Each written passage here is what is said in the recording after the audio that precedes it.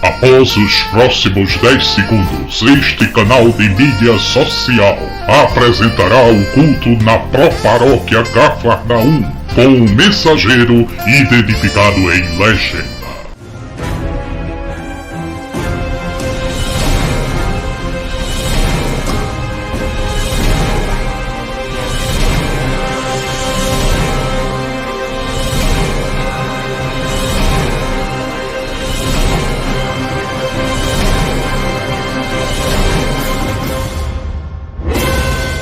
Culto dominical do dia 1º do mês de agosto do ano 2021 da era cristã. Toda a nossa igreja ora pelo restabelecimento da saúde da nossa irmã cantora Amanda Vanessa, que em breve seja ela restabelecida para louvar e engrandecer o nome do Senhor Jesus. Tudo é diferente diante de ti, não posso negar. Diante de ti, tudo é transparente. Diante de ti, não é fácil falar. Diante de ti, não consigo esconder, pois tu me conheces mesmo antes de nascer. Diante de ti, agora eu estou. Quero te contar, quero te falar tudo que sou. Não tenho, não posso, nada faço, nada sou. Sou fraco, imperfeito, Senhor. Eu erro muitas vezes tentando acertar. Reconheço, sozinho não dá. Sou pequeno, sou carente de sentir tua presença. Me dá forças, me ajude a chegar. Mas eu não desisto de você, Senhor. Eis pra mim a joia rara de maior valor. Sei que enquanto estiveres do meu lado, consigo vencer.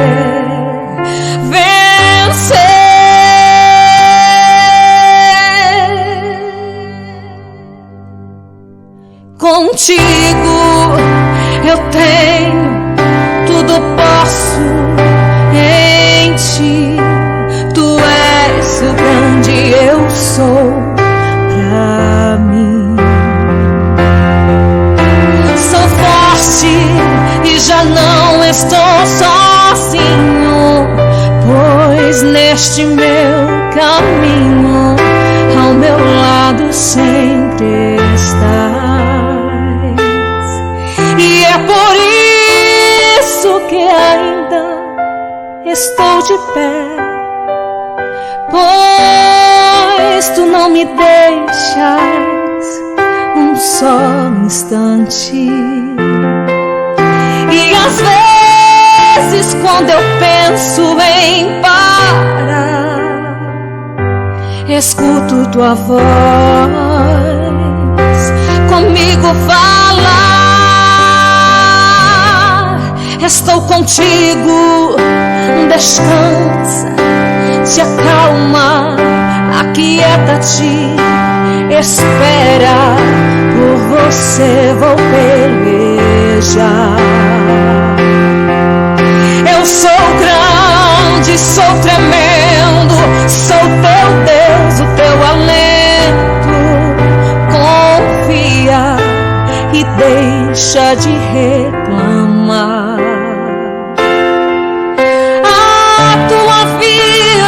está em minhas mãos, e é de mim de onde vem a solução.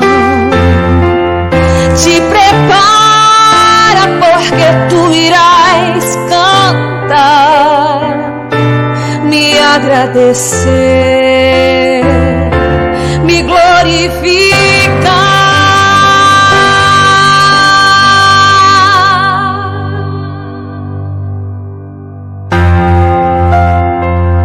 Eu sou teu Deus, o teu amigo.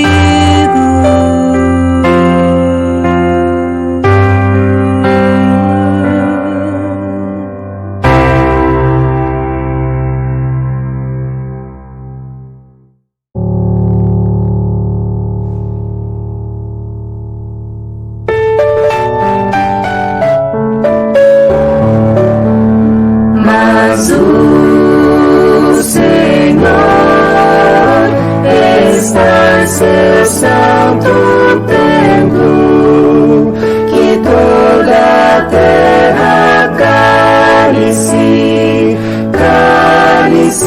diante dele. Mas o Senhor está em seu santo templo, que toda a terra cale-se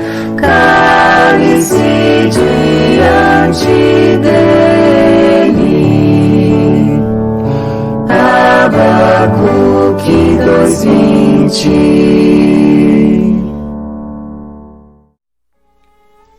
Lâmpada para os meus pés é a tua palavra, e luz para meus caminhos. Eu acabo de citar, como de costume, o Salmo 119, em seu versículo 105, para início de mais um sermão que Deus permite a minha pessoa ser usado por Ele para pregar acerca de sua palavra. Este é o sermão que encerra a sequência de sermões que eu realizei com o intuito de tranquilizar meus irmãos e minhas irmãs nesse período de pandemia. Já são mais de 1 ano e 6 meses.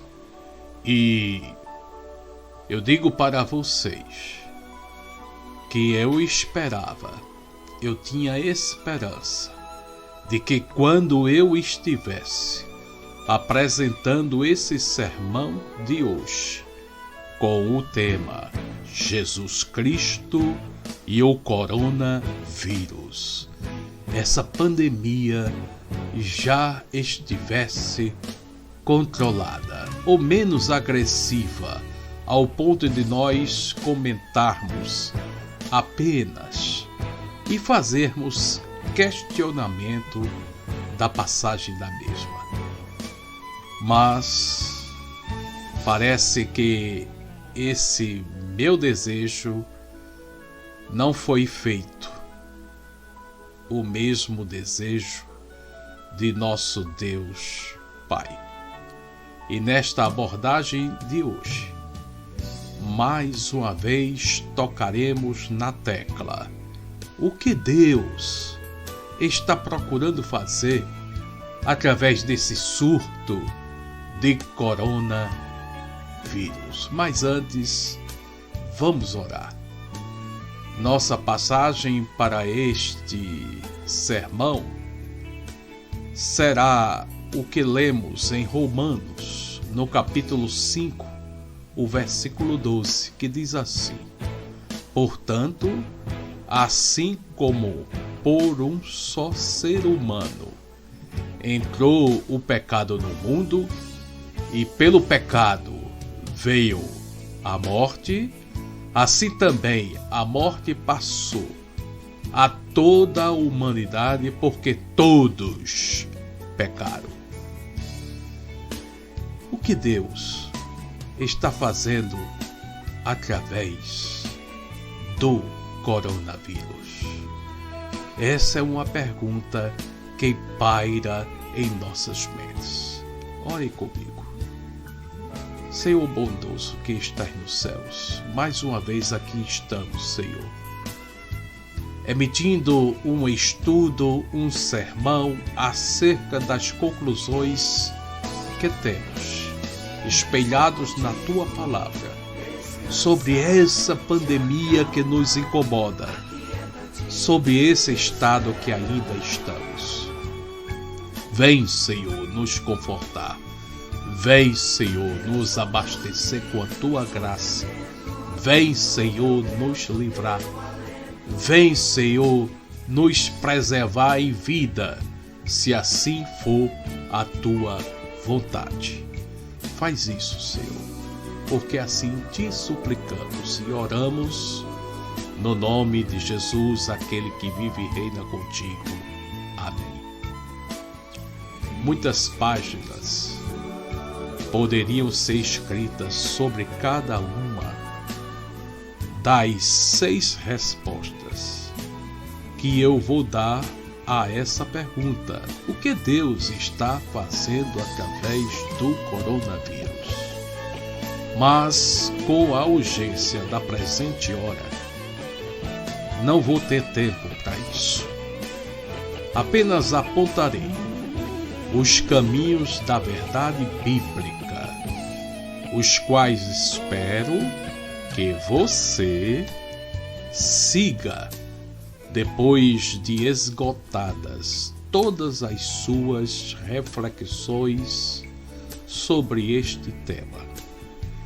Eu gostaria que pudéssemos caminhar juntos por esses caminhos, mas preciso deixar isso só com você.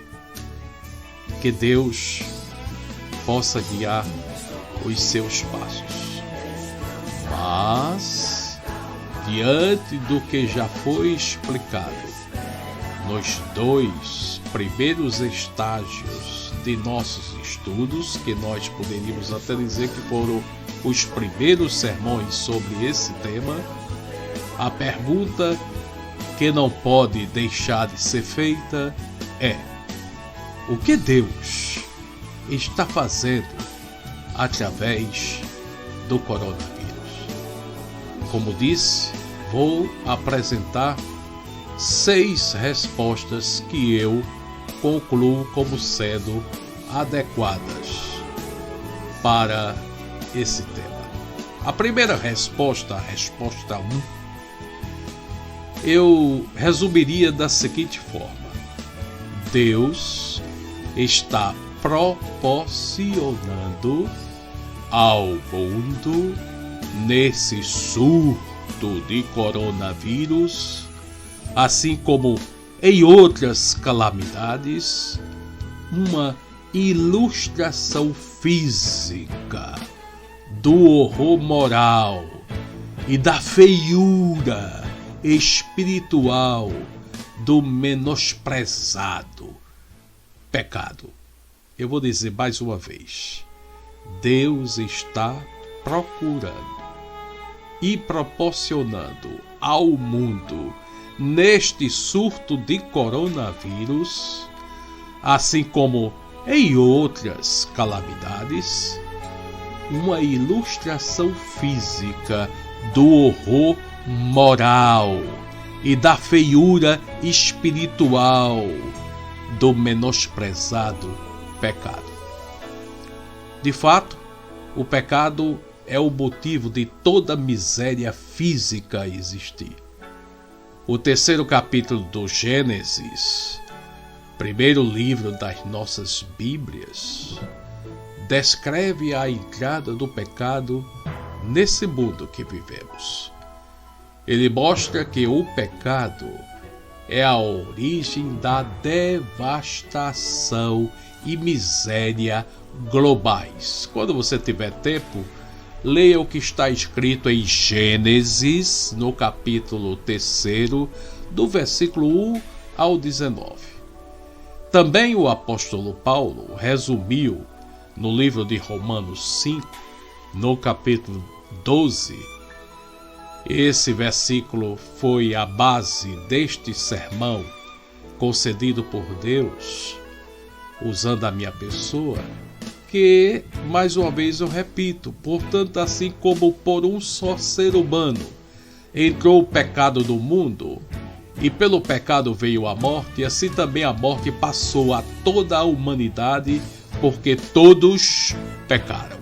O mundo está quebrado desde então. Toda a sua beleza está entrelaçada com o mal, com desastres, com doenças e com frustrações. Deus o fez, este mundo perfeito. Deus viu tudo o que havia feito e declarou que era muito bom, segundo Gênesis, capítulo 1, versículo 31. Mas desde a queda da humanidade no pecado até os dias de hoje, a história, mesmo com todas as suas maravilhas, é uma esteira transportadora de cadáveres. A Bíblia não vê esse quebrantamento como algo meramente natural, mas como o juízo de Deus em um mundo atravessado pelo pecado. Aqui está como o apóstolo Paulo descreveu os efeitos do juízo de Deus.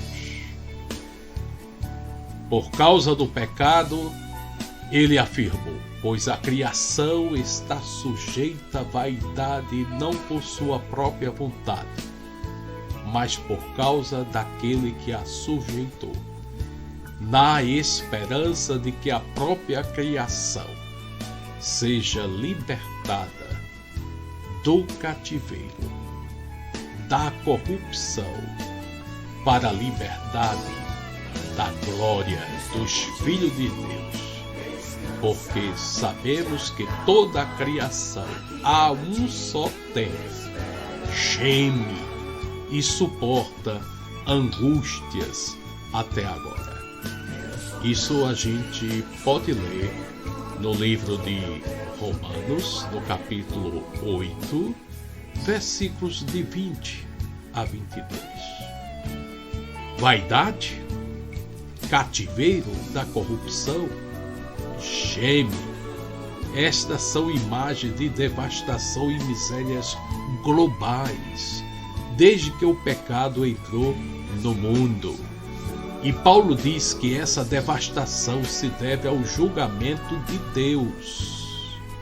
Satanás não a sujeitou em esperança. Adão não a sujeitou em esperança.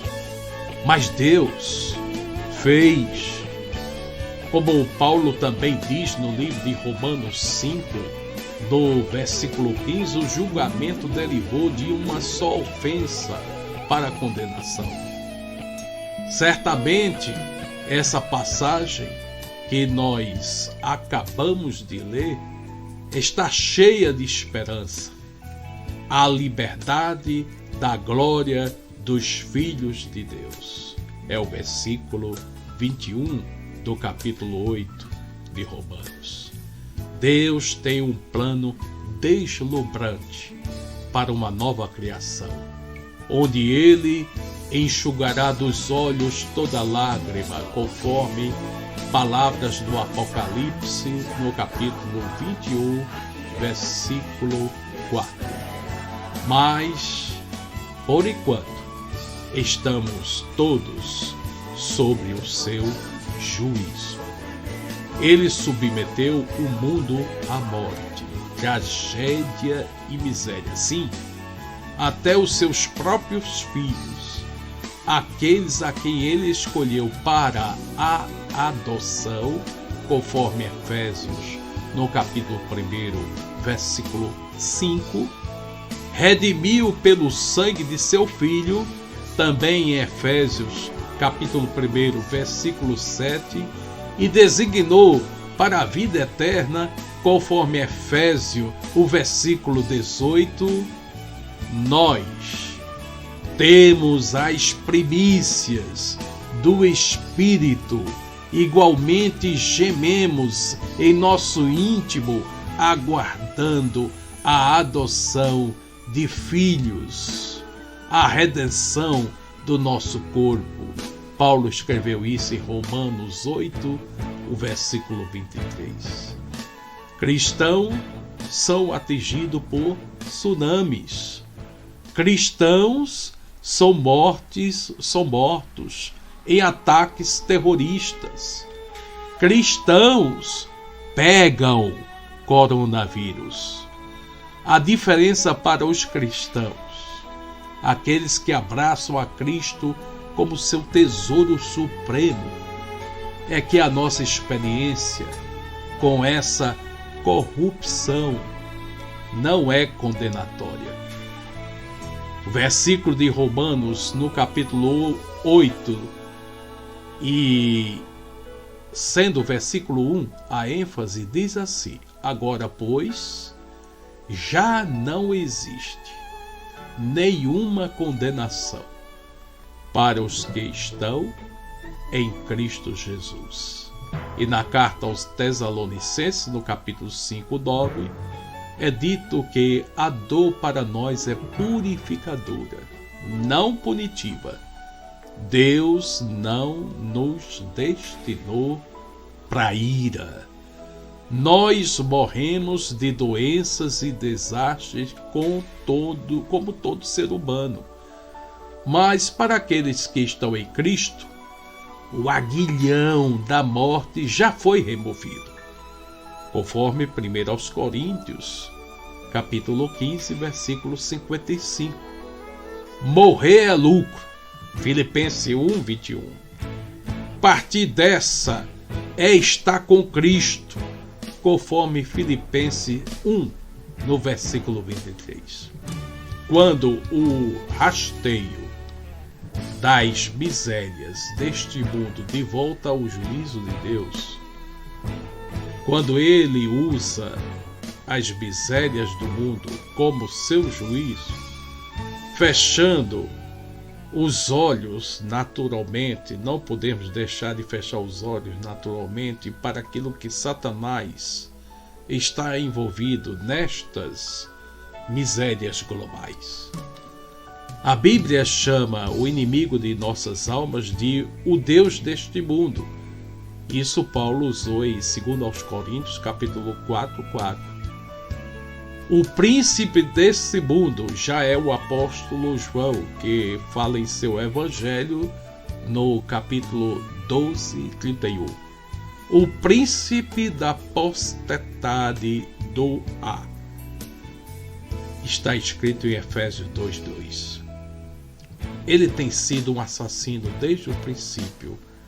João escreve isso em seu capítulo 8, no versículo 44 do seu evangelho. Ele aprisiona e oprime com muitas doenças. O Dr. Lucas escreveu em seu evangelho no capítulo 13, versículo 16, e repetiu no livro de Atos 10, 38. Mas Satanás está preso em uma coleira. A coleira está nas mãos de Deus. Ele não age sem a licença de Deus. Ele age apenas com a permissão e limitação. A gente pode comprovar isso lendo o livro de Jó, no capítulo 1, no versículo 12. Ou então no Evangelho de Lucas, no capítulo 22, versículo 31, ou em 2 Coríntios, no capítulo 12, versículo 7. Deus decide, em última instância, a extensão dos danos provocados por Satanás. Ele não está separando ou separado do juízo de Deus. Ele, Satanás, serve a Deus involuntariamente. Agora, aqui está uma questão que torna o propósito do coronavírus mais nítido, porque Deus trouxe um juízo físico ao mundo com este mal moral. Adão e Eva desafiaram a Deus. Seus corações se voltaram contra Deus. Eles preferiram sua própria sabedoria à sabedoria de Deus. Eles escolheram independência e não confiança. Esse desafiar, esse preferir, esse escolher era um mal espiritual e moral. Foi um pecado da primeira alma, na alma, não no corpo. Foi o primeiro em direção a Deus, não ao homem. Mas em resposta à rebelião moral e espiritual, Deus submeteu o mundo físico ao desastre e também à miséria. E aí muitos perguntam, por quê? Por que não deixou o mundo físico em uma boa ordem e trazer assim a miséria a toda a alma humana, já que foi aí que tudo começou? Podemos oferecer a seguinte resposta: Deus amaldiçoou o mundo físico para que os horrores físicos que vemos ao nosso redor em doenças e calamidades se tornasse uma ilustração vívida de quão horrível é o pecado. Em outras palavras, o mal físico é uma parábola, um drama, uma sinalização que indica o ultraje moral de rebelar-se contra Deus. Por que então isso seria adequado? Porque em nossa condição atual, após a queda, cegos pelo pecado, não podemos ver ou sentir como o pecado contra Deus é tão repugnante. Dificilmente alguém no mundo sente o horror de preferir outras coisas a Deus. Quem perde o sono sobre o nosso menosprezar diário de Deus, por essa negligência ou afronta. Mas, como sentimos nossa dor física? Quão indignados podemos ficar se Deus tocar nossos corpos? Podemos não nos entristecer pela maneira como desprezamos a Deus todos os dias em nossos corações. Daí, as calamidades são uma prévia de Deus do que o pecado merece e do que um dia receberá 1000 vezes pior em juízo. São avisos, são alarmes para nos despertar para o horror moral e a feiura espiritual do pecado contra Deus. Uma segunda resposta à pergunta: o que é que Deus está fazendo ou quer fazer com essa pandemia do coronavírus? Uma segunda resposta seria a seguinte: algumas pessoas serão infectadas com o coronavírus como um julgamento específico de Deus por causa de suas atitudes e ações pecaminosas. Repito, a minha segunda resposta seria: algumas pessoas serão infectadas com o coronavírus como um julgamento específico de Deus por causa de suas atitudes e ações pecaminosas. Em Atos, no capítulo 12, o rei Herodes se exaltou, deixando-se chamar de um Deus. E diz em Atos, no capítulo 12, versículo 23, que no mesmo instante, o anjo do Senhor feriu Herodes por ele não haver dado glória a Deus. E terminou seus dias comido de vermes e assim morreu. Deus pode fazer isso com todos os que se exaltam. O que significa que devemos nos surpreender que mais de nossos governantes não caiam mortos todos os dias por causa de sua arrogância diante de Deus e dos homens. É uma grande misericórdia Deus segurar, refrear, não agir condizentemente com atitudes de muitos. O outro exemplo de rebeldia severa contra Deus está escrita por Paulo no livro de Romanos, no capítulo 1, no versículo 27.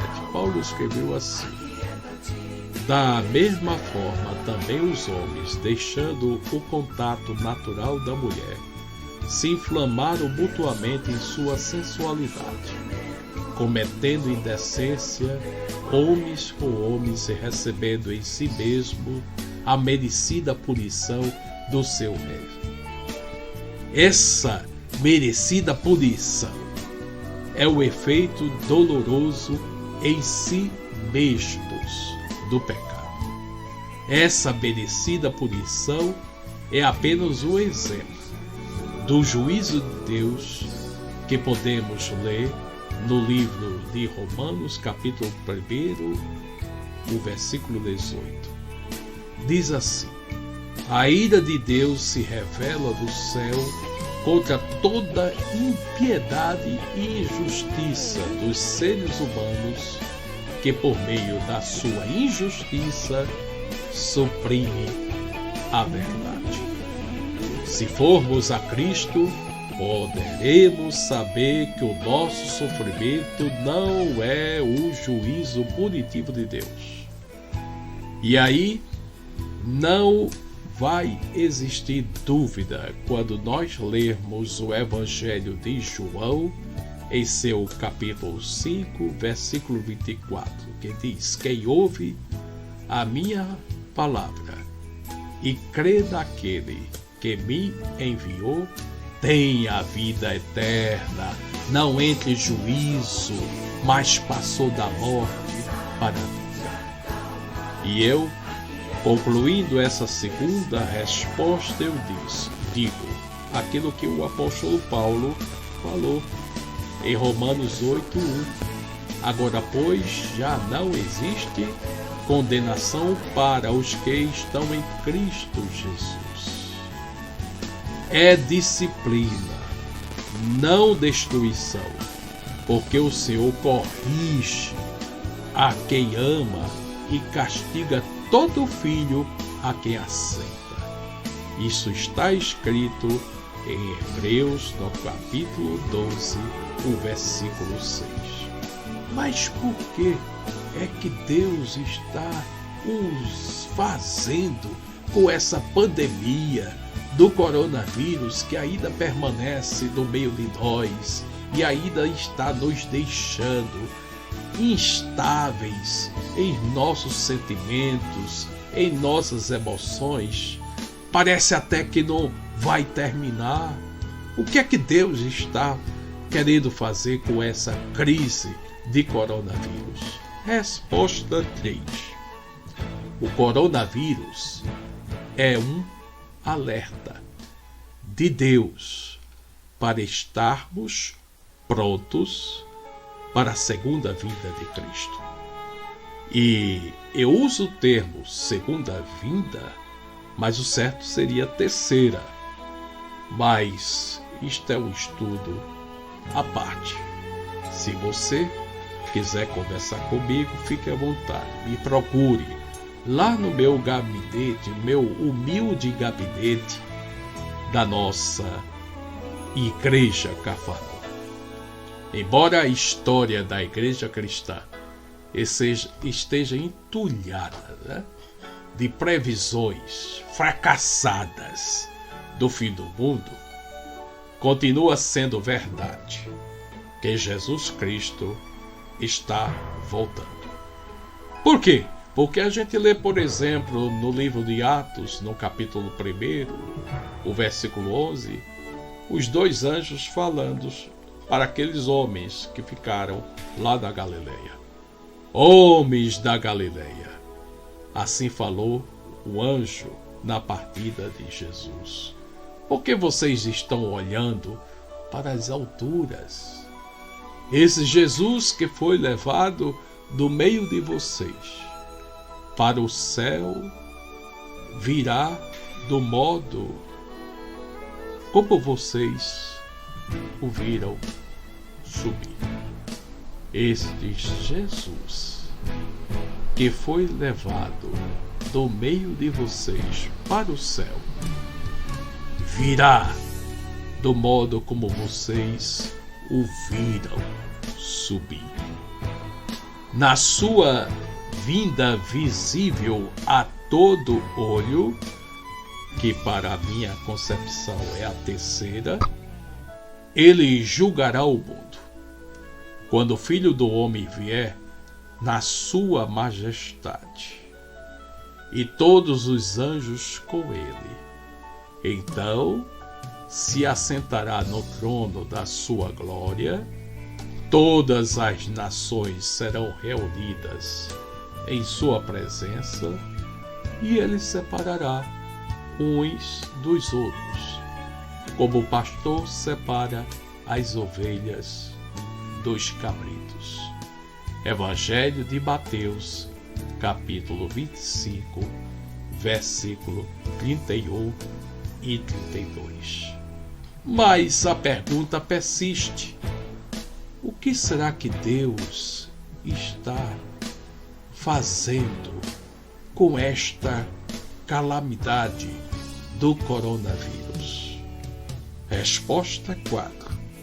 O coronavírus é a chamada bombástica de Deus para nos arrependermos e realinharmos as nossas vidas ao valor infinito de Cristo. O coronavírus não é uma exclusividade aos que são chamados ao arrependimento. De fato, todos os desastres naturais, sejam inundações, sejam fomes, sejam gafanhotos, sejam tsunamis, sejam pragas, doenças, tudo isso são convocações dolorosas e misericordiosas de Deus para nos arrependermos. A resposta 4 que eu li para vocês é essa. O coronavírus é uma chamada bombástica de Deus para nos arrependermos e realinharmos as nossas vidas ao valor infinito de Cristo. E eu digo para vocês que as multidões estão precisando saber de Jesus. Qual é o significado disso? A resposta de Jesus, ela sempre é maravilhosa. Ele extrai um significado desses desastres que se relaciona com todos, não apenas com os que morreram. Nos casos que são relatados de desastres, esses desastres, quando acontecem, essas calamidades, quando chegam até nós, não vão ser algo improdutivo. Pelo contrário, há uma produção espiritual muito importante nessas horas. A mensagem que a gente pode dizer, portanto, decorrente desse coronavírus, é uma frase bem curta, que é: arrependa-se ou então pereça. O evangelista Lucas narra no seu capítulo 3, versículo 3: se porém não se arrependerem, todos vocês também perecerão. E ele ainda, no mesmo capítulo, versículo 5, ele diz: se não se arrependerem, todos vocês perecerão. O que Jesus estava fazendo nessas ocasiões?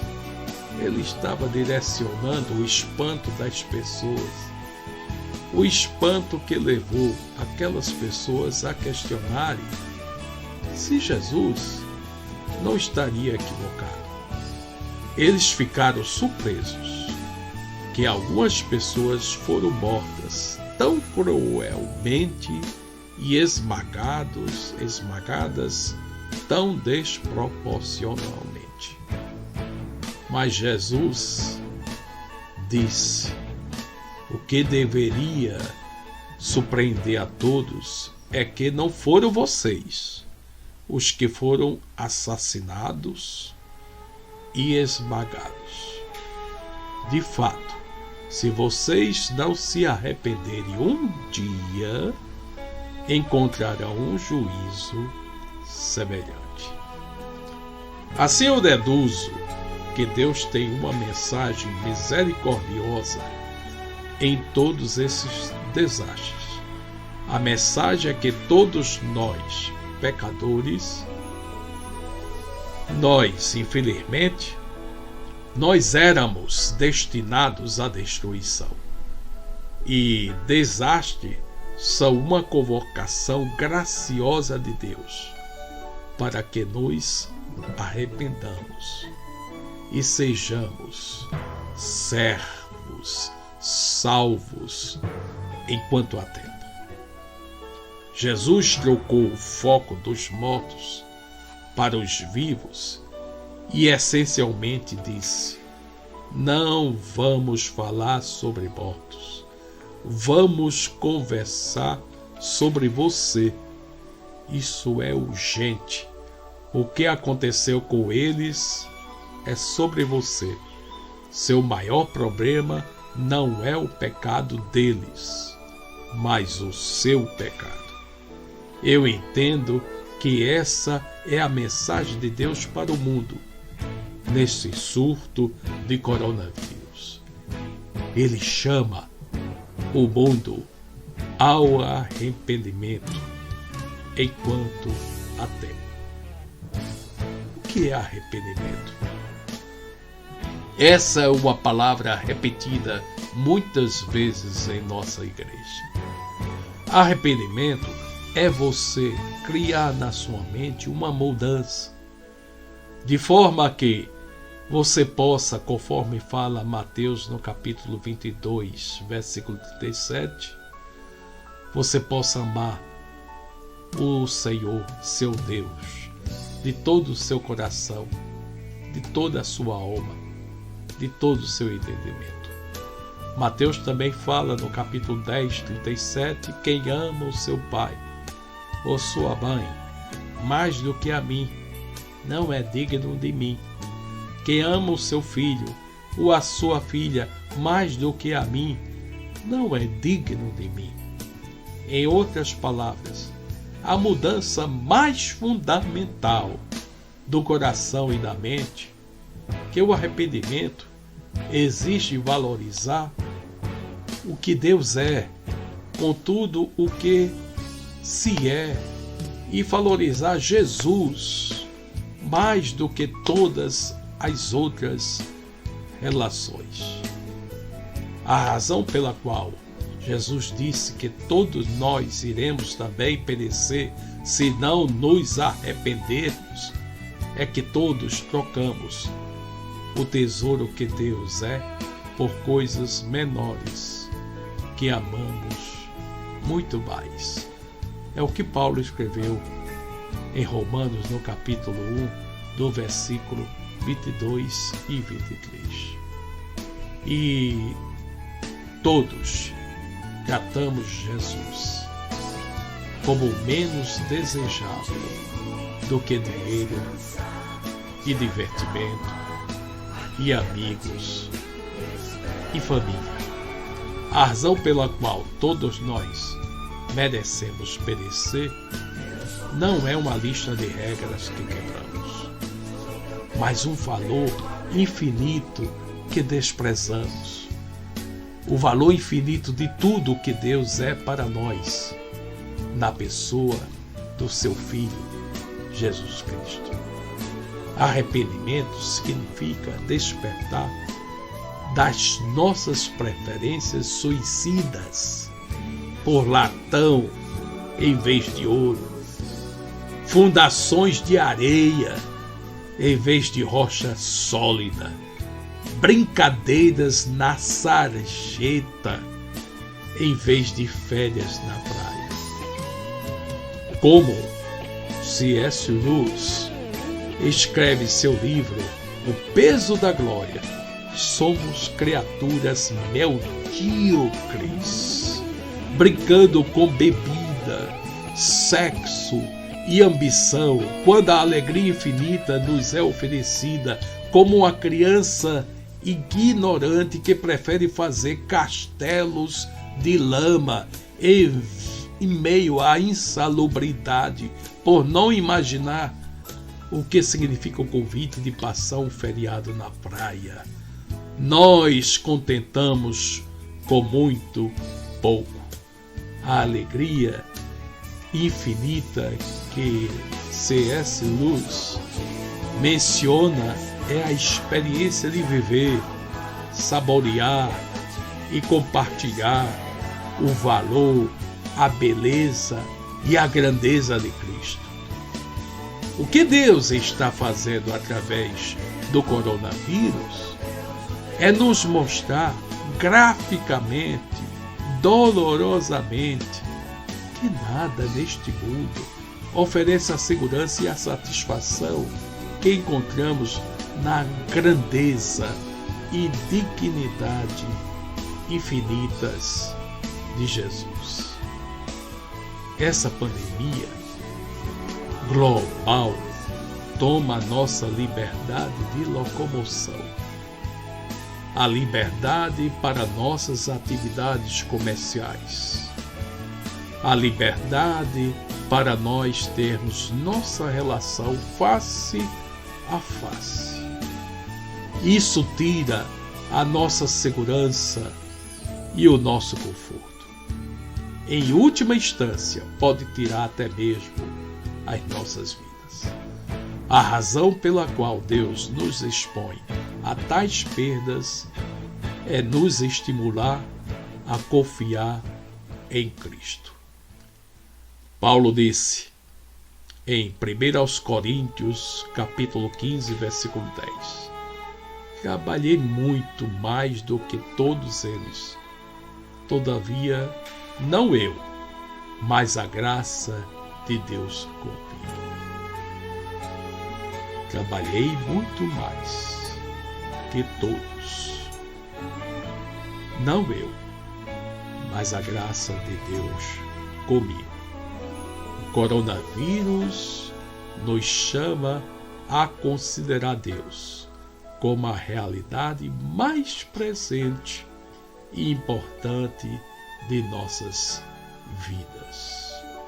E se conhecermos o segredo, por exemplo, de Paulo, poderemos experimentar nossas perdas como um ganho. É isso que Deus está dizendo ao mundo. Arrependam-se e realinhem sua vida ao infinito valor de Cristo. Resposta 5.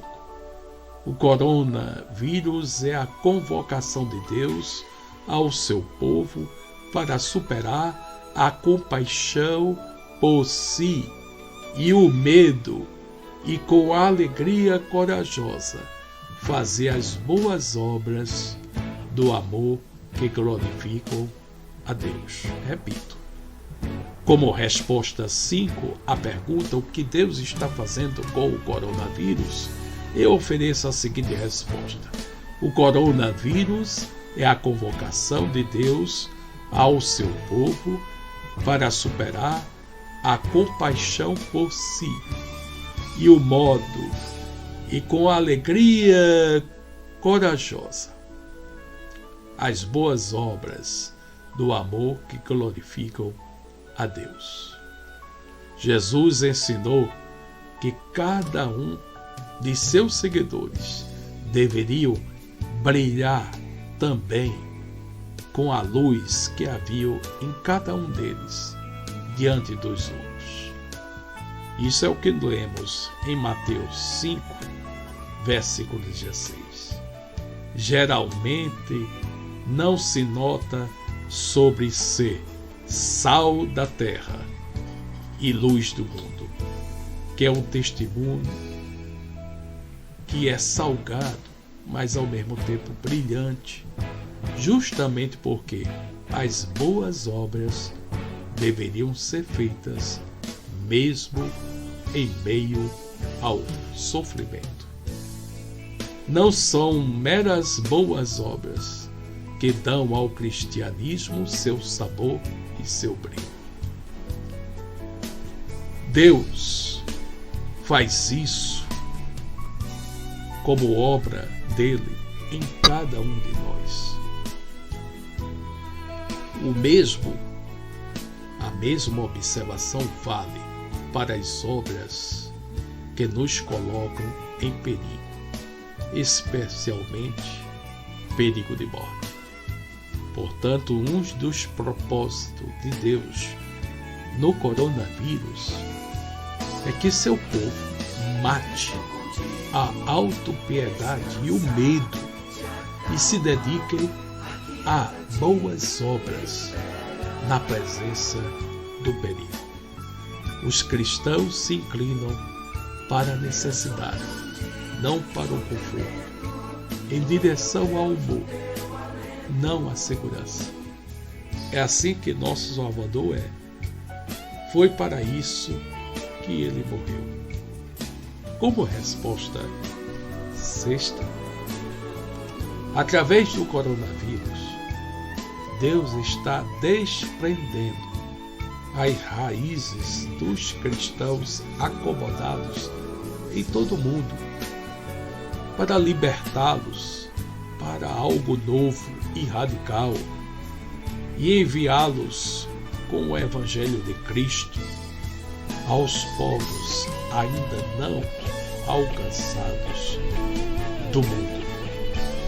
Ou seja, o coronavírus é como se fosse uma ferramenta, uma oportunidade, como uma ferramenta missionária para nós levarmos a palavra do Senhor a pessoas e povos ainda não alcançados.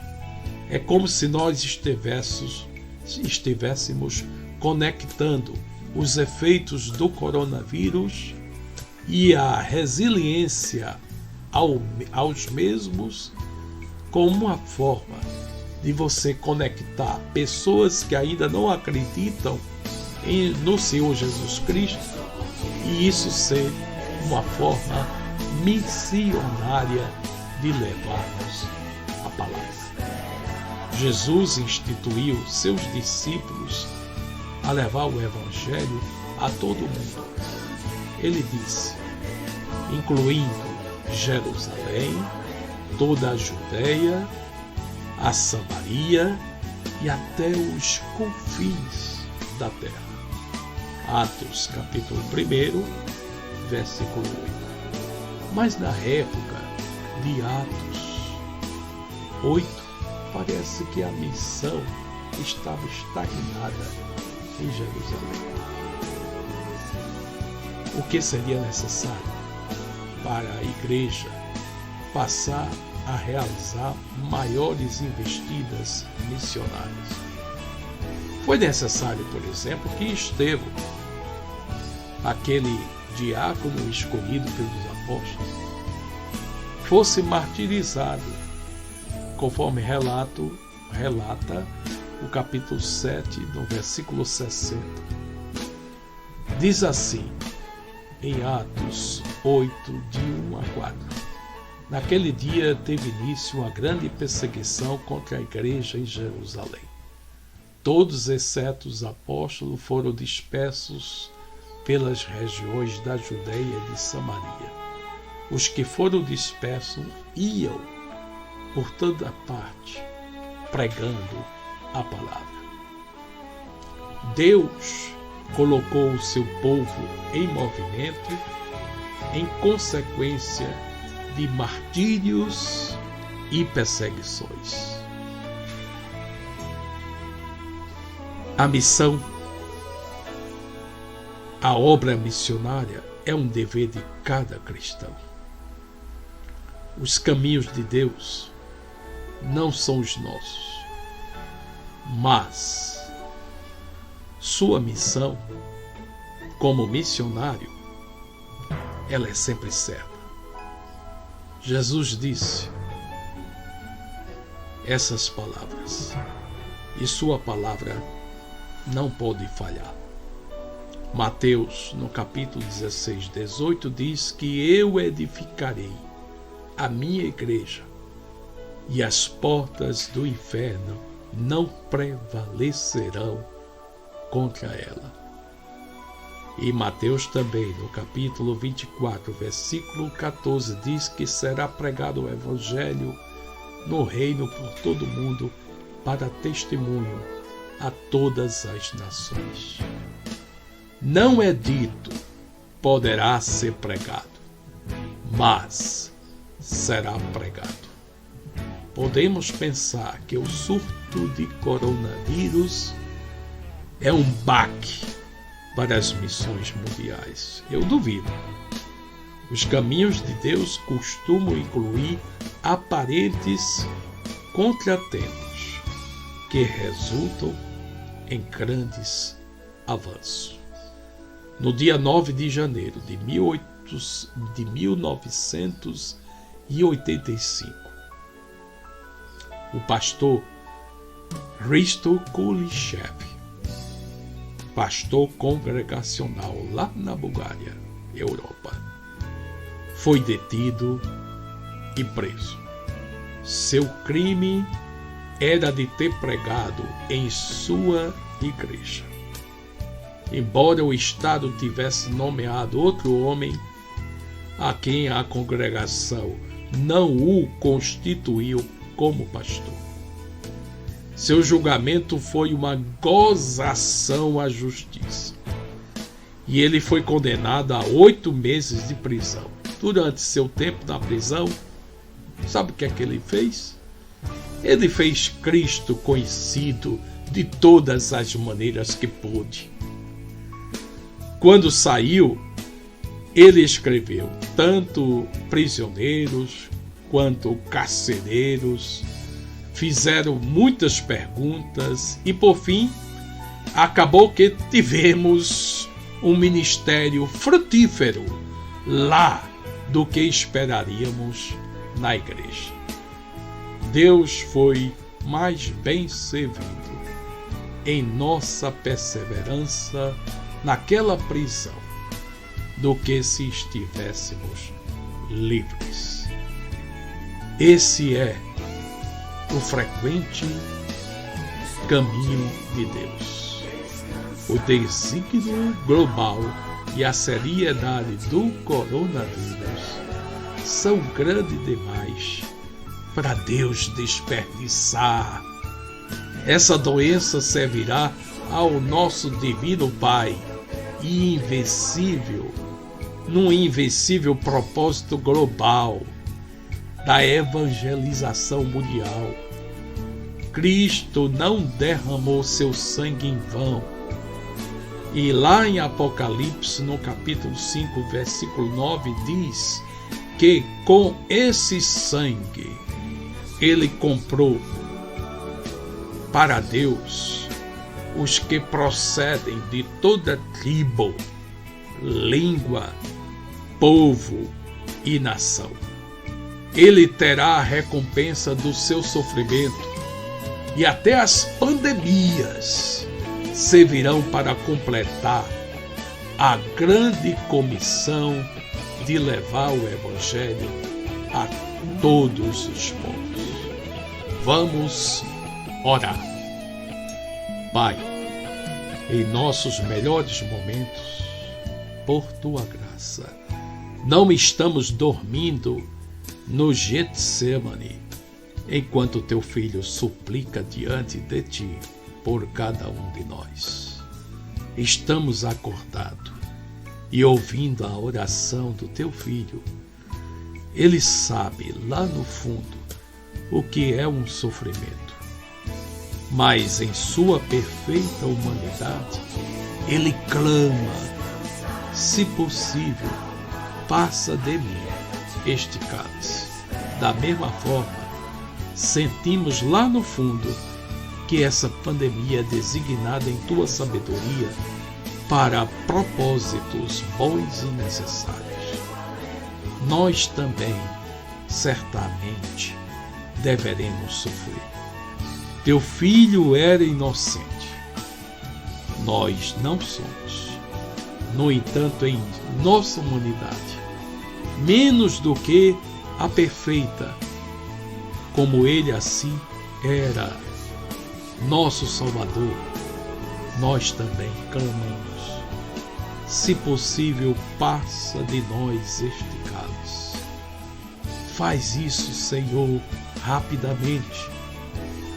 O trabalho doloroso, justo e misericordioso que resolvestes realizar em cada um de nós. Não te demores em teu julgamento, Senhor. Não demore a tua compaixão. Lembra-te dos pobres, ó Senhor, de acordo com a tua misericórdia. Não esqueça o grito dos aflitos. Concede-nos, Senhor, recuperação. Concede-nos, Senhor, cura. Livra-nos, tuas pobres criaturas que somos, indefesas dessas tristezas, aleluias. Mas não desperdice a nossa miséria e tristeza, ó Senhor. Purifica o teu povo da preocupação impotente com o materialismo estéril, o entretenimento sem Cristo. Torna a isca de Satanás amarga em nossas bocas. Corta de nós as raízes e os restos do orgulho, do ódio e dos caminhos injustos. Nos concede a capacidade de ficarmos indignados quando menosprezamos a tua glória. Abre os olhos do nosso coração para ver e saborear a beleza de Cristo. Inclina nossos corações à tua palavra, teu Filho e teu caminho. Enche-nos com a coragem compassiva e faze um nome para ti, mesmo através do serviço do teu povo. Estende a tua mão poderosa em grande avivamento para o bem deste mundo que perece.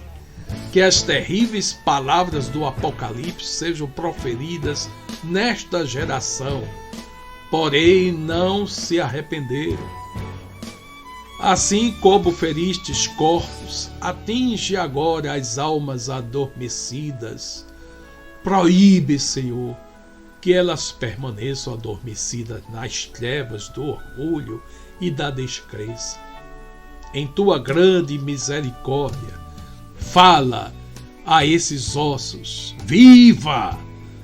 e alinha os corações e a vida de milhões para o valor infinito de Jesus. Em nome dele, que vive e reina contigo eternamente, assim nós oramos. Amém. Uma feliz semana para todos vocês. Que Deus os guarde e tenha misericórdia de vós e faça resplandecer o seu rosto sobre cada um de vós. No nome de Jesus, mais uma vez clamamos. Sinta a presença do Espírito Santo através desse hino. Diante de ti, tudo é diferente. Diante de ti, não posso negar. Diante de ti, tudo é transparente. Diante de ti, não é fácil falar. Diante de ti, não consigo esconder, pois tu me conheces, mesmo antes de nascer. Diante de ti, agora eu estou. Quero te contar, quero te falar tudo que sou. Não tenho, não posso, não faço nada, sou fraco, imperfeito, Senhor. Eu erro muitas vezes tentando acertar. Reconheço, sozinho não dá. Sou pequeno, sou carente de sentir. Tua presença me dá forças, me ajude a chegar. Mas eu não desisto de você, Senhor. Tu és pra mim uma joia rara de maior valor. Sei que enquanto estiveres do meu lado, eu consigo vencer.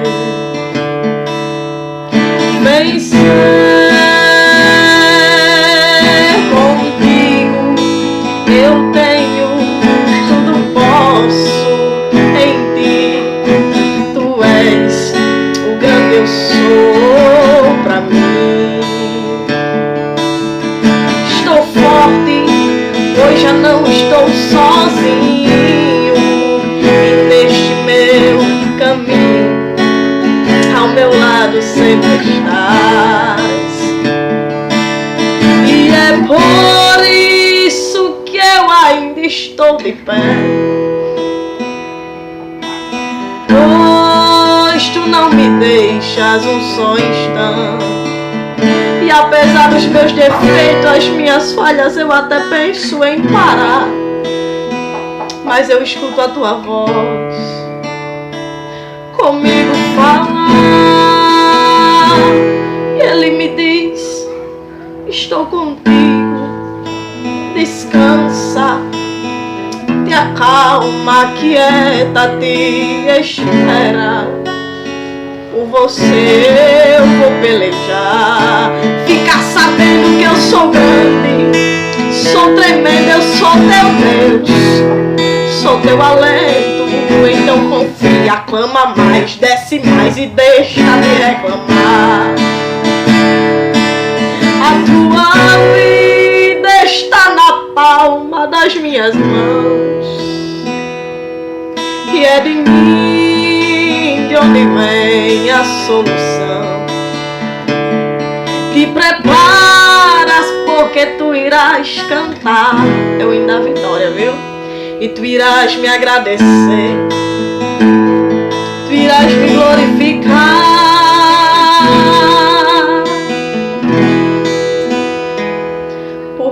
eu sou teu Deus. Aleluia. Sou teu amigo.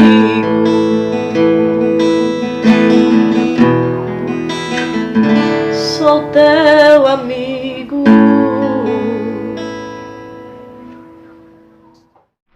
Toda igreja precisa de recursos materiais para sobreviver.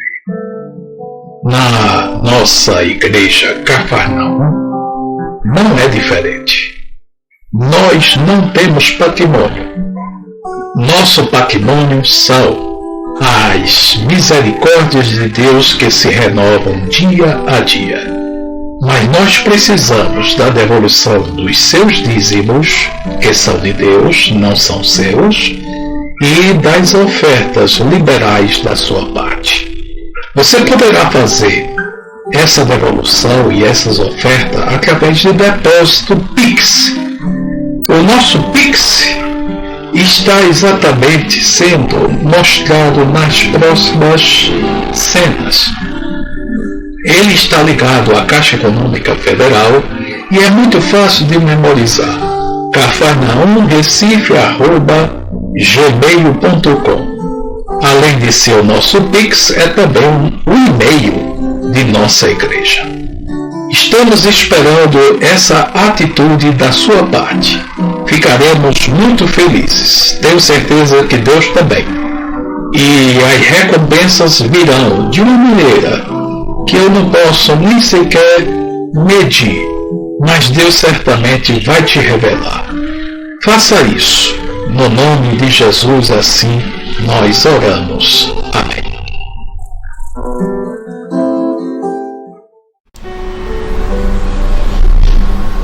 Tendo cada família separado a sua porção de pão e o seu pouco de vinho, vamos celebrar a Santa Ceia do Senhor com as seguintes palavras. Pois o Senhor Jesus, na noite em que foi traído, tomou o pão e, tendo dado graças, o partiu e deu aos seus discípulos, dizendo: Tomai, comei, este é o meu corpo, que é dado por vós. Fazeis isto em memória minha. E depois da ceia, ele tomou o cálice e, tendo dado graças, lhes entregou, dizendo: Bebei todos deste, porque este é o meu sangue, sangue da nova aliança, que é derramado por vós e por muitos, para a remissão dos pecados. Fazei isto quantas vezes o beberdes em memória minha. Agora digamos as 3 frases que sempre assim procedemos quando celebramos a ceia. A tua morte, Senhor, nós anunciamos. A tua ressurreição nós proclamamos. E a tua vinda nós esperamos. Vem, Senhor Jesus. Portanto, ó Pai, seguindo o mandamento de teu Filho, comemoramos até que ele venha a sua vida, paixão, morte, ressurreição e ascensão, dando-te graças pelas inumeráveis bênçãos que por ele recebemos. Aqui te apresentamos a oferta de nós mesmos e humildemente suplicamos que aceite este nosso sacrifício de louvor e ação de graças, e te dignes abençoar e santificar com teu Espírito Santo a este pão e vinho, para que nós, revestidos da tua graça e bênção celestial, sejamos unidos com Cristo em tua santa igreja, mediante o mesmo teu Filho, nosso Senhor, por quem e com quem, na unidade do Espírito Santo, seja toda honra e glória a Ti, ó Pai onipotente, por séculos sem fim. Amém. E agora, de mãos aclamando aos céus, nós vamos orar como assim ensinou o nosso Salvador Jesus Cristo. Vamos orar assim: Pai nosso que estás nos céus, santificado seja o teu nome. Venha o teu reino, seja feita a tua vontade, assim na terra como no céu. O pão nosso de cada dia nos dai hoje. Perdoa-nos as nossas dívidas, assim como nós perdoamos aos nossos devedores. E não nos deixe cair em tentação, mas livra-nos do mal. Pois teu é o reino, o poder e a glória para sempre. Amém. E agora você, com o seu pão que você separou e que já está consagrado mediante as palavras ditas anteriormente, nós partimos o pão e afirmamos que o pão que partimos é a comunhão do corpo de Cristo. E agora, simbolizando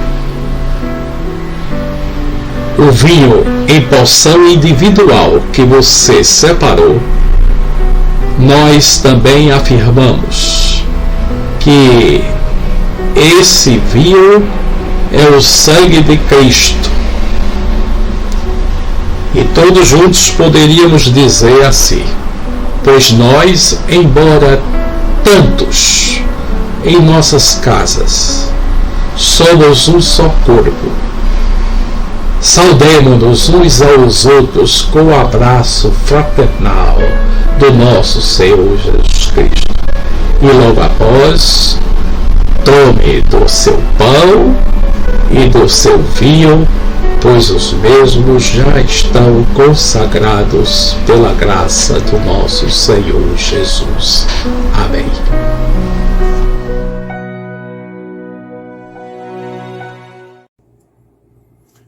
Que o amor de Deus nos una, a alegria de Deus nos inspire, a paz de Deus nos envolva e a coragem de Deus nos sustente. E a bênção do Deus onipotente, Pai, Filho e Espírito Santo, repouse sobre todos nós, agora e para sempre. Amém. Ide, a paz de Cristo, sede corajosos e fortes, no testemunho do Evangelho entre os homens, servi ao Senhor com alegria, no poder do Espírito Santo. Aleluia! Vamos em paz, que o Senhor nos abençoe. De mim,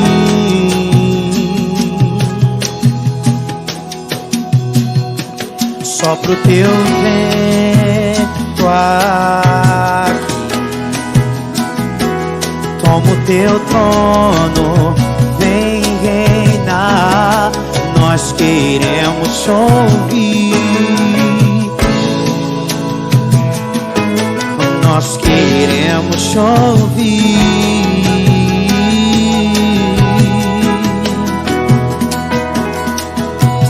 Essa casa é sua casa, nós deixamos ela pra você, Jesus. Essa casa é sua casa, nós deixamos ela pra você, Jesus. Apareça, que o teu nome cresça, enche este lugar, enche este lugar. Apareça, que o teu nome cresça, vem me incendiar.